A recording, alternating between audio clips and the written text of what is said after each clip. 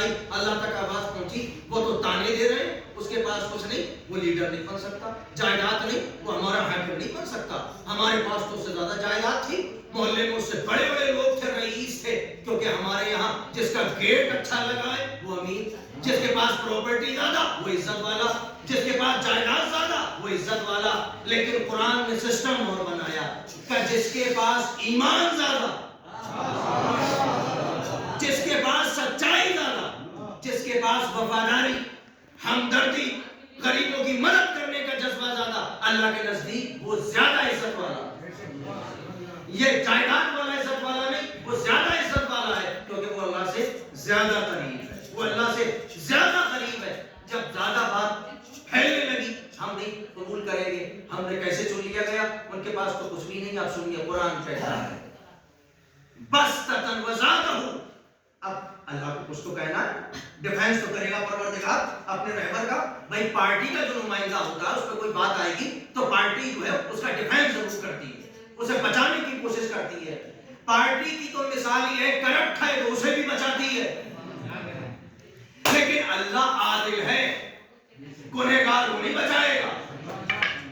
یہ اس کی شان ہے. چونکہ یہ اس منزل پہ تھے کہ اللہ ان کا ڈیفینس کرے, تو ڈیفینس اللہ اپنے قرآن کے ذریعے کرے گا. اللہ نے قرآن میں ذکر کیا. یہ پوچھ رہے ہیں نا ہم نے کیسے حاکم بنا دیا, آؤ ذرا میدان میں نکل کے آؤ. ہے تم میں کوئی صلاحیت ہونا چاہیے, ایبلٹی چاہیے. مجھے بڑی توجہ بزرگان کی چاہتا ہوں کہ ایبلٹی کیا ہے. اللہ کے بلبوتے پہ حاکم بنائے گا, رہبر بنائے گا. کیسے بنایا اس کی گارنٹی بھی ہم دے رہے ہیں. آواز قدرت آئی وزادہ بسطۃ فی العلم والجسم. ہم نے اسے اس لیے بنایا کیونکہ یہ علم میں بھی تم سے زیادہ اور طاقت میں بھی تم سے زیادہ.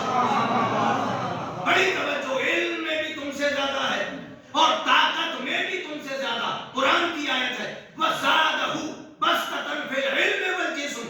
یہ جسم میں بھی تم سے زیادہ, میرے ساتھ رہیے گا, اور قائم, اور علم میں بھی تم سے زیادہ. پروردگار یہ جسم کی بات سمجھ میں نہیں آئی. کیا ان کے ساتھ والے 5 فٹ کے ہیں اور یہ جناب کیا 10 فٹ کی ہیں؟